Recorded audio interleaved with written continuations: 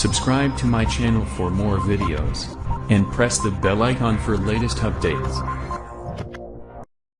बिस्मिल्लाहिर्रहमानिर्रहीम। Dear student, आज का जो हमारा टॉपिक है वो है थर्मोरेगुलेशन और ये इस चैप्टर का आखिरी सेगमेंट है। यानी इस पूरे चैप्टर को हमने 3 पोर्शन में डिवाइड किया था। पहला पोर्शन ऑस्मोरेगुलेशन से रिलेटेड था, दूसरा पोर्शन एक्सक्रीशन से रिलेटेड था और तीसरा जो पोर्शन है वो थर्मोरेगुलेशन है। तो सबसे पहले थर्मोरेगुलेशन की डेफिनेशन हम पहले भी डिस्कस कर चुके हैं, आज दोबारा डिस्कस करेंगे कि थर्मोरेगुलेट के टेम्परेचर को कंट्रोल करना। तो किसी भी ऑर्गेनिज्म की वो सलाहियत जिसमें वो अपनी बॉडी के टेम्परेचर को इस हद तक मेंटेन रखेगा, इस हद तक आप कह सकते हैं रेंज के अंदर लेके आएगा, वो रेंज जो उसके लिए टॉलरेबल हो। कुछ ऑर्गेनिज्म के लिए थोड़ी ब्रॉड भी हो सकती है, लेकिन जो हायर एनिमल है उनके लिए ये जो रेंज है वो थोड़ी नैरो होती है। तो ability of organism to keep the body temperature within tolerable boundaries, यानी टेम्परेचर को उस हद तक लेकर आना कि बॉडी उसको आसानी से टॉलरेट कर सकती हो, even when surrounding temperature is very different. हत्ता कि उस कंडीशन में जब सराउंडिंग का जो टेम्परेचर है बहुत ज़्यादा बॉडी के टेम्परेचर से मुख्तलिफ ही क्यों ना हो। तो इस एबिलिटी को हम थर्मोरेगुलेशन कहते हैं। यानी आप कह सकते हैं कि ये ऑर्गेनिज्म की वो एबिलिटी है जिसमें बॉडी के टेम्परेचर को ऐसी बाउंड्री में लाया जाता है, ऐसी रेंज में लाया जाता है जो बॉडी के लिए टॉलरेट करने के काबिल हो। और व्हेन सराउंडिंग, और ये उस कंडीशन में भी यही काम होगा जब टेम्परेचर बहुत ज़्यादा डिफरेंट है। जैसे आप कह सकते हैं, अगर हम बात करें अपनी, तो हमारे बॉडी का टेम्परेचर हमेशा नैरो रेंज में रहना चाहिए। तो बेशक आप 60 सेंटीग्रेड बाहर का टेम्परेचर हो या बाहर -10 पे हो, तो हमारी बॉडी की कोशिश होती है कि हमेशा 37 पे ही टेम्परेचर को मेंटेन करें। अच्छा, उसके बाद फिर इस पोर्शन के आगे 2 पोर्शन बनेंगे कि एक प्लांट से रिलेटेड है, एक एनिमल से रिलेटेड है। तो आज हमने सिर्फ प्लांट से रिलेटेड टॉपिक को डिस्कस करना है और एनिमल में थर्मोरेगुलेशन को जस्ट स्टार्ट करना है। तो सबसे पहले थर्मोरेगुलेशन इन प्लांट। तो प्लांट को थर्मोरेगुलेशन करनी कब पड़ती है, यानी थर्मोरेगुलेशन की ज़रूरत किस वक्त आती है जब बॉडी का टेम्परेचर बाहर के टेम्परेचर से डिफरेंट हो। अब बाहर 2 तरह की पॉसिबिलिटी है, टेम्परेचर ज़्यादा भी हो सकता है, टेम्परेचर कम भी हो सकता है। तो हमने देखना ये है कि टेम्परेचर ज़्यादा होगा प्लांट को क्या नुकसान होगा और प्लांट उसको मैनेज कैसे करेगा। इसी तरह टेम्परेचर कम होगा तो प्लांट को क्या नुकसान होगा, प्लांट उसको मैनेज कैसे करेगा। तो ये 3-4 बातें हैं जो हमने आज डिस्कस करनी है। तो सबसे पहले अगर हाई टेम्परेचर हो जाए, हाई टेम्परेचर, तो हाई टेम्परेचर के ऊपर एंजाइम डीनेचर हो सकते हैं। और सही बात, आपको पता है कि एंजाइम ने केमिकल रिएक्शन को कंट्रोल करना है, केमिकल रिएक्शन को हम कहते हैं मेटाबॉलिज्म को कंट्रोल करना है। तो जब एंजाइम डीनेचर होंगे तो मेटाबॉलिज्म डैमेज हो जाएगा और मेटाबॉलिज्म के डैमेज होने से प्लांट का सेल इवन उसकी डेथ भी हो सकती है। अब प्लांट इस हाई टेम्परेचर को कैसे मैनेज करेगा। प्लांट के पास 2 ऑप्शन हैं जिनके ज़रिए से प्लांट इस हाई टेम्परेचर को मैनेज कर सकता है। सबसे पहले जो सबसे कॉमनली इस्तेमाल करता है प्लांट टूल, वो एवापोरेशन की है। तो एवापोरेशन में जाहिर बात है एवापोरेशन काज कूलिंग, जब भी पानी प्लांट की सरफेस से ट्रांसपायर करेगा, एवोपरेट करेगा, तो प्लांट की जो बॉडी है वो ठंडी हो जाएगी। Plant use evaporative cooling to manage high temperature. लेकिन जब बहुत ज़्यादा हॉट टेम्परेचर हो, ड्राई कंडीशन हो, तो उस वक्त तो प्लांट के लिए सबसे जो कीमती चीज़ बन जाती है वो पानी है। इस वजह से जो एवापोरेशन है ये एक लिमिट तक काम कर सकती है। जब पानी की बहुत ज़्यादा कमी हो प्लांट बॉडी में, तो फिर प्लांट क्या करता है, अपने स्टोमेटा को क्लोज कर देता है ताकि वो अपने पानी को सेव कर सके। तो इस वजह से एवापोरेशन एक लिमिट तक वर्क कर सकती है, लेकिन एवापोरेशन की वजह से जो प्लांट की बॉडी है वो ठंडी हो जाती है। तो हॉट एंड ड्राई वेदर की बात करें तो काज वाटर डेफिशिएंसीज की वजह से पानी की कमी भी हो सकती है। इस वजह से प्लांट क्या करते हैं, अपने स्टोमेटो को क्लोज कर देते हैं ताकि पानी को सेव किया जा सके। उसके बाद ख़ासतौर पे वो प्लांट जो बहुत ज़्यादा टेम्परेचर वाले रीजन में रहते हैं, जैसे टेम्परेट एंड ट्रॉपिक। पूरी दुनिया को हमने 3 बड़े रीजन में डिवाइड किया है। आर्कटिक जो सबसे ठंडे हैं, टेम्परेट थोड़ा सा टेम्परेचर ज़्यादा होता है, ट्रॉपिक सबसे ज़्यादा होता है। तो वो प्लांट जो ख़ास तौर पे हाई टेम्परेचर वाले रीजन में रहते हैं, हाई टेम्परेचर वाले रीजन में रहते हैं, उनको हर वक्त, अब एवोपरेशन उनके लिए इतना ज़्यादा सूटेबल नहीं है, क्योंकि जब टेम्परेचर ज़्यादा होता है यूजली ड्राई कंडीशन होती है, तो वाटर की अवेलेबिलिटी वैसे ही कम हो जाती है। तो इस वजह से एवोपरेटिव ऐसे प्लांट के लिए एवोपरेशन वैसे ही नुकसानदेह है। तो प्लांट क्या करते हैं, अपनी हीट स्ट्रेस को मैनेज करने के लिए, खासतौर पे most plant have adopted to survive in heat stress, तो इन इलाकों के प्लांट ने अपने अंदर ऐसी एडॉप्टेशन लेके आए हैं कि वो आसानी से हीट स्ट्रेस को मैनेज कर सकते हैं। तो as plant of temperature region face the heat stress of 40 centigrade, क्योंकि ख़ासतौर पे टेम्परेट या ट्रॉपिकल रीजन के जो प्लांट है उनको हमेशा 40 या 40 से ज़्यादा टेम्परेचर का सामना करना पड़ जाता है। तो इन्होंने एक स्पेशल किस्म की अपनी बॉडी में प्रोटीन बनाई है, हीट शॉक प्रोटीन्स। तो ये थर्मो रेजिस्टेंट प्रोटीन है, यानी काफ़ी सारे हाई टेम्परेचर को आसानी से ये टॉलरेट कर सकती हैं। ये क्या करती हैं, जैसे फॉर एग्जांपल एंजाइम हमारे पास है, तो ये एंजाइम के इर्द गिर्द ऐसे लिपट जाती हैं, ऐसे। तो जब बहुत ज़्यादा हीट आती है तो काफ़ी सारी ये हीट एब्जॉर्ब कर लेती हैं और सिर्फ उतनी हीट एंजाइम तक जाने देती हैं जो एंजाइम की फंक्शनिंग के लिए ज़रूरी है। तो ख़ास तौर पे वो प्लांट जो 40 सेंटीग्रेड या 40 सेंटीग्रेड से ज़्यादा टेम्परेचर वाले रीजन में रहते हैं, तो उनके cells of these plants synthesize special protein called heat shock proteins. These protein embrace the enzyme, ये एंजाइम के इर्द गिर्द लिपट जाती हैं, thus prevent from denaturing, और उन तक हीट कम पहुंचने देती हैं, इस वजह से एंजाइम डीनेचर होने से बच जाता है। यानी आप कह सकते हैं जब प्लांट को हॉट इन्वायरमेंट का सामना करना पड़ेगा तो दो किस्म की एडॉप्टेशन प्लांट करता है, एवोपरेटिव कूलिंग और formation of heat shock protein. अच्छा, उसके बाद लो टेम्परेचर अगर आए तो लो टेम्परेचर के ऊपर सबसे बड़ा जो इफेक्ट है, चीज़ें जमना शुरू हो जाती हैं, यानी चीज़ों की क्रिस्टलाइजेशन शुरू हो जाती है। अब इसको कैसे प्लांट मैनेज करता है, सबसे पहले देखना ये है कि प्लांट में क्रिस्टल्स बनती कहाँ है और वो किस नेचर की क्रिस्टल्स होते हैं। जैसे हम बात करते हैं सेल मेम्ब्रेन की, तो सेल मेम्ब्रेन में जो क्रिस्टल्स बनते हैं वो लिपिड्स के बनते हैं, ठीक है। Lipid of membrane lock into the crystalline structure, जिसकी वजह से प्लाज्मा मेम्ब्रेन की फ्लूइडिटी कम हो जाती है। हमने फर्स्ट ईयर में पढ़ा था कि प्लाज्मा मेम्ब्रेन फ्लूइड होती है, यानी आपने जो मॉडल पढ़ा था प्लाज्मा मेम्ब्रेन का, उसमें कहा था it is a fluid mosaic model, कि जो प्लाज्मा मेम्ब्रेन के स्ट्रक्चर को डिस्क्राइब करते हैं। तो इसको फ्लूइड क्यों कहा गया है, क्योंकि ये हर वक्त मूव करती रहती है और इसकी मूवमेंट की वजह से ट्रांसपोर्टेशन बड़ी आसान हो जाती है। जैसे आप किसी चीज़ को छानना शुरू करें तो उसको ऐसे हिलाया जाता है, तो हिलाने से क्या होता है, चीज़ तेज़ी से पास करती है। तो बिल्कुल इन द सेम सेंस ये प्लाज्मा मेम्ब्रेन जितनी तरह से जितनी अच्छे अंदाज में मूव करती चली जाएगी उतना ही ट्रांसपोर्टेशन आसान होती चलेगी। लेकिन अगर सॉलिड जो आप कह सकते हैं लिपिड्स के क्रिस्टल्स बन जाए तो सॉलिड चीज़, यानी आप कह सकते हैं डेंसिटी जब बढ़ती है तो ऑटोमेटिकली मूवमेंट क्या हो जाती है, कम हो जाती है, जिससे क्या होगा कि जो ट्रांसपोर्ट ऑफ सॉल्यूट है वो इफेक्टेड होंगी।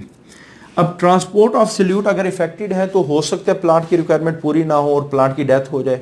तो प्लांट इस चीज़ को कैसे मैनेज करता है, सबसे पहले देखना ये है, हमने फर्स्ट ईयर के अंदर दो किस्म के फैट्स पढ़े थे, दो किस्म के लिपिड्स पढ़े थे। कुछ ऐसे हैं जो आप कह सकते हैं सैचुरेटेड हैं, कुछ ऐसे हैं जो अनसैचुरेटेड हैं।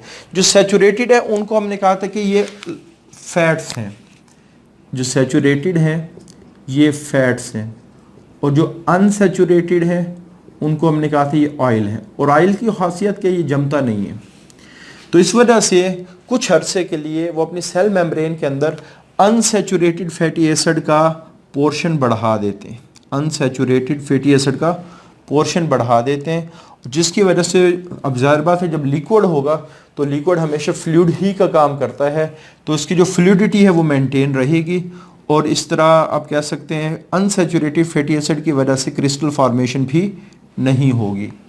तो आप ये समझ, इसी तरह प्रोटीन का स्ट्रक्चर भी थोड़ा सा चेंज किया जाता है।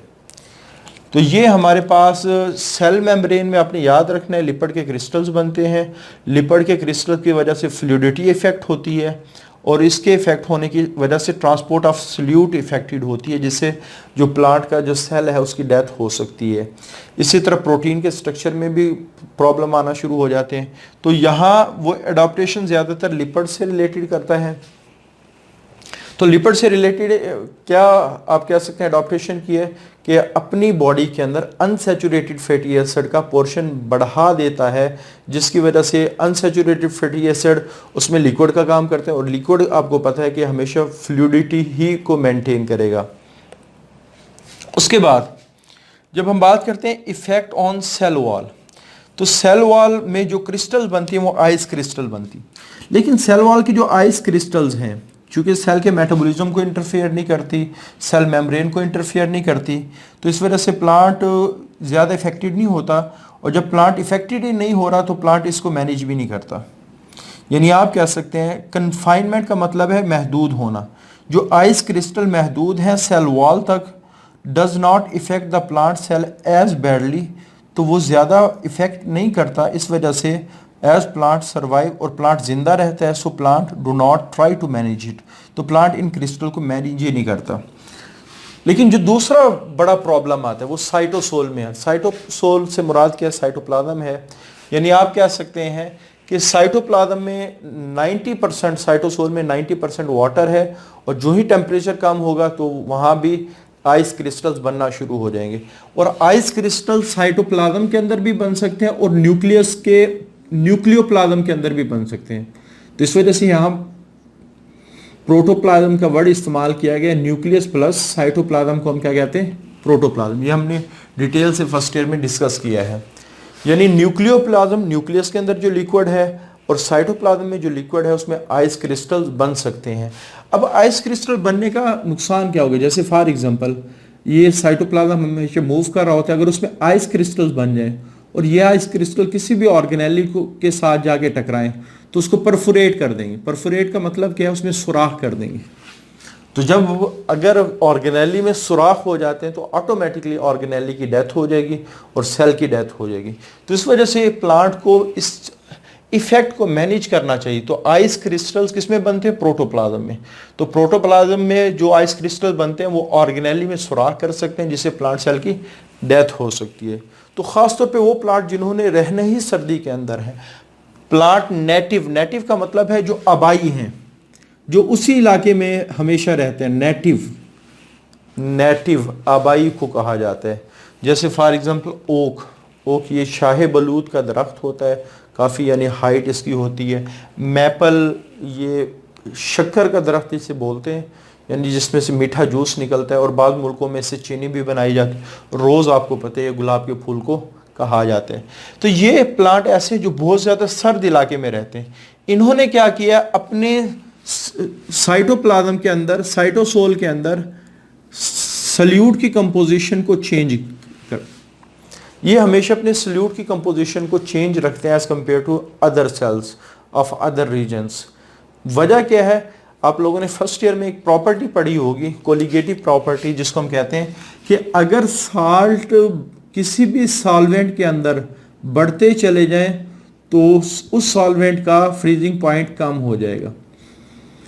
इसको हम कहते हैं डेप्रेशन ऑफ फ्रीजिंग पॉइंट।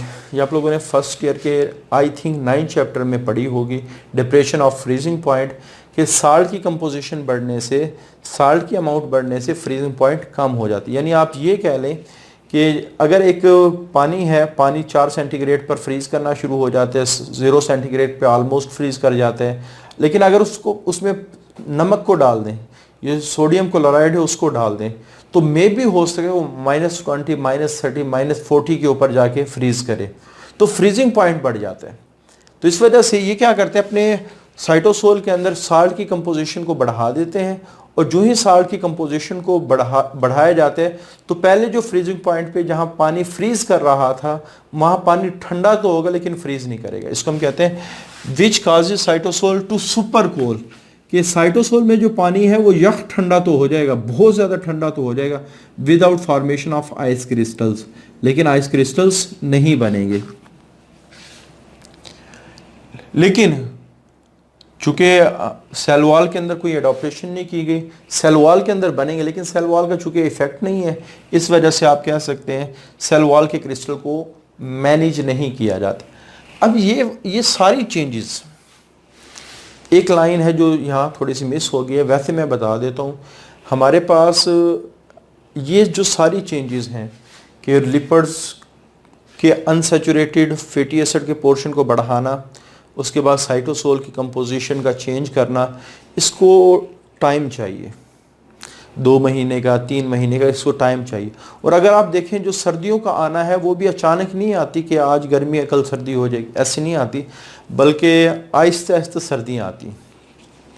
कैसे आती हैं? जैसे हमारे इलाके में आप कह सकते हैं कि जो ही सितंबर का महीना आता है तो मौसम थोड़ा सा ठंडा होता है, अक्टूबर में उससे ज़्यादा ठंड पड़ती है, नवंबर में उससे ज़्यादा ठंड पड़ती है, लेकिन जो दिसंबर है, जनवरी है, फरवरी है, ये सर्दियों के महीने, तो कम से कम सर्दी आने में 4 महीने लगते हैं। तो इस वजह से प्लांट इतने दिन में ये सारी की सारी एडाप्टेशन कर लेता है।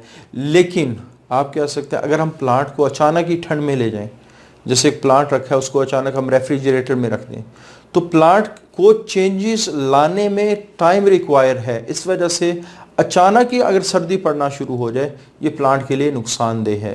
तो यही बात बुक में लिखी हुई कि जो रैपिड चिलिंग है कि अचानक ठंड हो जाना, ये प्लांट के लिए बहुत ज़्यादा हार्मफुल है, क्योंकि प्लांट अपने अंदर एडॉप्टेशन नहीं कर पाता इतनी जल्दी, और उसको एडॉप्टेशन करने के लिए टाइम रिक्वायर है।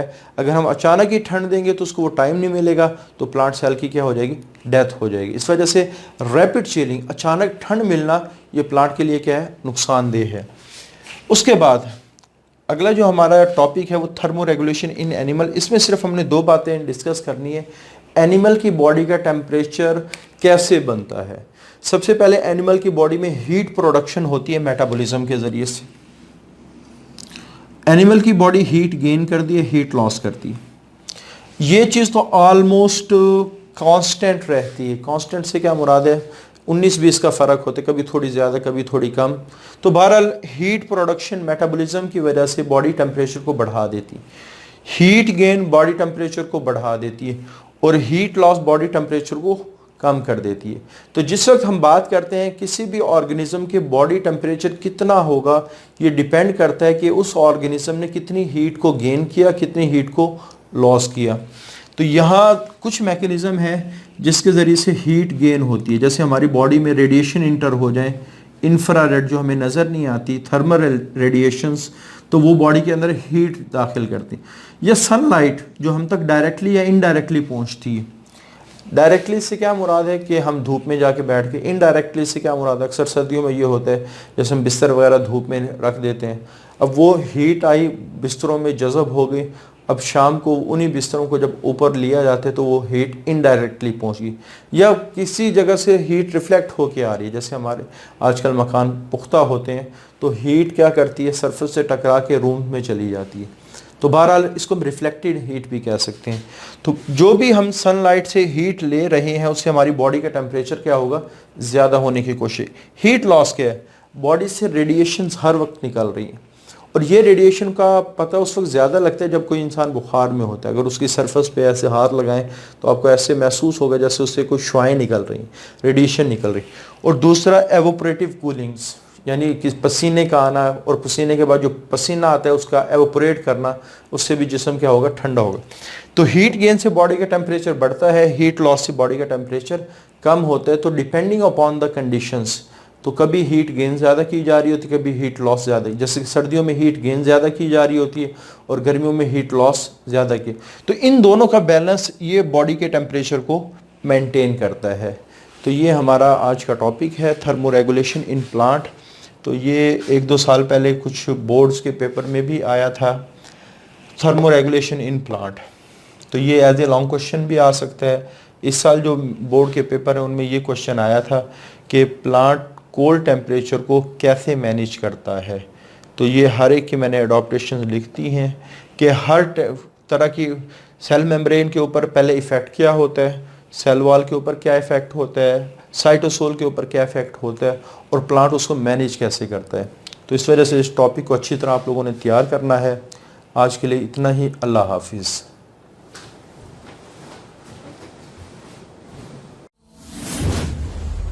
Subscribe to my channel for more videos. And press the bell icon for latest updates.